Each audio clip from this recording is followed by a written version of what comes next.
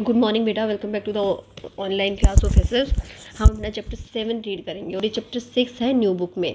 ठीक है। New questions, ideas, Upanishads, Jainism and Buddhism. नए प्रश्न, आदर्श, उपनिषद, जैनिज्म और बौद्ध धर्म। 600 BC से लेकर 400 BC there was a lot common in Indian subcontinent in the political, social, religious and cultural life of India. From the study of Upanishads, Jainism and Buddhism we can get a glimpse of these new ideas and movements. 600 BC से लेकर 400 BC तक भारतीय उपमहाद्वीप में जो राजनीतिक, सामाजिक और धार्मिक के साथ साथ सांस्कृतिक जीवन में बहुत सारी कॉमन चीज़ें थी, आम चीज़ें थी। उपनिषदों, जैन धर्म और बौद्ध धर्म के अध्ययन से हम इन नए विचारों और आंदोलनों की एक झलक प्राप्त कर सकते हैं। Upanishad with the passage of time, early Vedic religion became not only difficult to follow, not only complex, but also very costly because the introduction of many religious priests, lengthy yajnas and animal sacrifices. समय के साथ साथ जो early वैदिक धर्म था न केवल मुश्किल हो गया बल्कि महंगा भी हो गया, क्योंकि जो काफ़ी धार्मिक रीति रिवाज इसमें शामिल हो गए। लंबे लंबे हवन और पशुओं की बलि दिलवाई जाती थी। As a reaction the new ideas of good actions, pure and simple life develop slowly but steadily. इसकी प्रतिक्रिया के रूप में नए जो एक्शंस हैं, नए लोगों ने काम करने शुरू किए, अच्छे काम करने शुरू किए, पवित्र और सादा जीवन जीना शुरू किया, और जो विकास है धीरे हुआ लेकिन स्थिर हुआ। We find an echo of these ideas in Upanishad and the new faith of Jainism and Buddhism. ये जो नए आइडियाज़ के नए आदर्शों की जो आवाज़ है वो हमें उपनिषद, जैन धर्म और बौद्ध धर्म में सुनाई पड़ती है। Upanishad which are actually a part of the Vedic literature lay emphasis on simple life and true action. जो उपनिषद हैं वो वास्तव में वैदिक साहित्य का एक भाग है। वो साधारण जीवन और अच्छे कामों पर जोर देते हैं। देयर आर अबाउट 300 उपनिषद। हमारा जो लिटरेचर है उसमें, वैदिक लिटरेचर में लगभग 300 उपनिषद हैं, लेकिन सबसे ज़्यादा प्रसिद्ध हैं Isha, Katha, Taittiriya, Aitareya, Chandogya, Brihadaranyaka etcetera. Do you know section देखिए बेटा।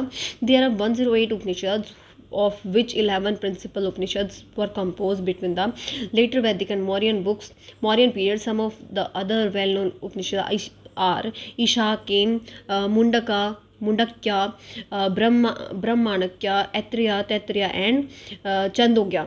अब देखो 108 उपनिषद ऐसे हैं जिनमें से 11 उपनिषद प्रमुख हैं। ठीक है। और ये अंतिम वैदिक काल और मौर्यन जो काल था उसके बीच के समय में लिखे गए।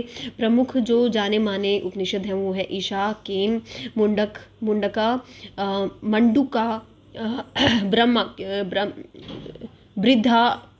बृद्धामिका, ऐत्रेय, तैत्तिरीय एंड चंदोग्य।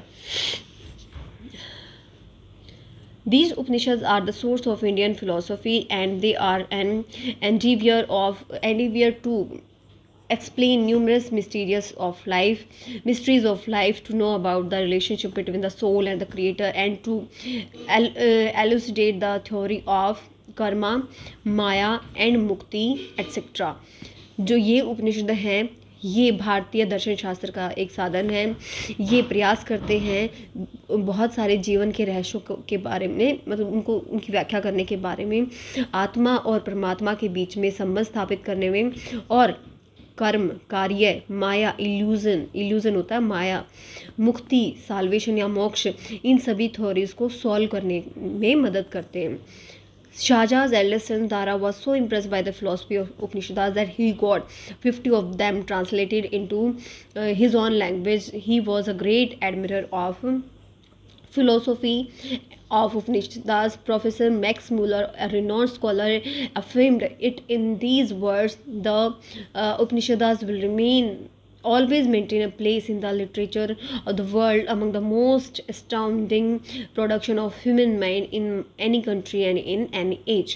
अब देखो जो शाहजहाँ का बड़ा बेटा था दारा शिकोह, वो उपनिषदों के दर्शन शास्त्र से इतना प्रभावित हुआ कि उसने 50 उपनिषदों को पर्शियन भाषा में, मतलब अपनी खुद की भाषा में अनुवादित कर दिया। वो उपनिषदों की जो फिलॉसफी थे उसका बहुत ही बड़ा प्रशंसक था। जो प्रोफेसर मैक्स मूलर जो मैक्स मूलर थे, जो एक जाने माने विद्वान रहे हैं, उन्होंने अपने शब्दों पे जोर देते हुए कहा है जो उपनिषद है वो हमेशा विश्व के साहित्य में एक उनका उचित प्रसिद्ध विशेष स्थान बना रहेगा। और ये इसका सबसे ज़रूरी काम क्या है कि इसने किसी भी देश और किसी भी समय के जो ह्यूमन माइंड है उसकी जो आध्यात्मिक सोच है उस पर जोर दिया है। नेक्स्ट बेटा, causes of the rise of Jainism and Buddhism. Jain धर्म और बौद्ध धर्म के उदय के कारण। Early religion of Aryans were very simple both to understand and to practice, but gradually it became quite complex. Aryans का जो अब पहले धर्म था वो बहुत ही साधारण था, आसानी से समझ में आता था, लेकिन धीरे धीरे ये मुश्किल होता गया। Religious practices had become not only complex but also very costly. The introduction of animal sacrifice in the yajnas further alienated the people. They craved for a simple reason devoid of high expenses and animal sacrifices. जो धार्मिक क्रियाएं थी वो न केवल जटिल थी बल्कि बहुत महंगी भी थी। पशुओं की बलि के कारण जो यज्ञों में पशुओं की बलि के कारण जो लोग थे वो आगे जाकर अलग थलग हो गए, धर्म से अलग होने लग गए। वो एक साधारण धर्म की उम्मीद कर रहे थे जिसमें कोई जो महंगा ना हो और जिसमें पशुओं की बलि ना हो। Sanskrit, the language of Vedic text was no longer within the comprehension of the common people. जो संस्कृत थी, जो जिसमें वैदिक पुस्तकें लिखी हुई थी, वो उसके बारे में जो साधारण आदमी थे वो नहीं जानते थे उसको पढ़ना। सिंपल वर्ण system has degenerated into a rigid caste system. The high caste Hindu developed hatred for the low class people, most of whom were branded as Shudras or untouchables, who were subjected to humiliation, suffering and misery. जो साधारण वर्ण प्रणाली थी वो अब एक जटिल जाति प्रणाली में बदल गई थी। जो उच्च हिंदू समाज जाति के लोग थे वो निम्न जाति के लोगों से नफरत करते थे और इनको शूद्राज कहा जाता था और इनको अछूत माना जाता था। साथ साथ इनका अपमान किया जाता था, पीड़ा दी जाती थी और उनकी स्थिति बहुत ही दयनीय थी। It was during this period of religious degeneration of social persecution of the common people that two great teachers Mahavira, Vardhaman and Gautam the Buddha preached to them the path of love, kindness and piety. They denounced the rigidity of the caste system and condemned the practice of untouchability. Mahavira's early teaching were in all form known as Purvas and Angas. अब देखो, जो जब धर्म का पतन हो रहा था और जो सामाजिक लोगों में सामाजिक भेदभाव था, तो दो महान गुरु महावीर वर्धमान और गौतम बुद्धा ने अपने प्रेम दया की का उपदेश दिया और उन्होंने त्यागने पर जोर दिया। किस पर? जाति प्रथा की जटिलता को त्यागने पर जोर दिया और साथ साथ जो अस्पृश्यता थी उसका विरोध किया। जो महावीरा की जो आरंभिक शिक्षाएं थी वो उन्होंने बोल कर दी और वो जो उनकी पुस्तकें हैं जैन धर्म की पूर्वाज और अंगाज में शामिल है। यहीं तक पढ़ेंगे बेटा, कल आगे कंटिन्यू करेंगे इसको। यहाँ तक पढ़ें, डाउट्स हैं तो डाउट सेशन में क्लियर करें। Keep studying and have a nice day.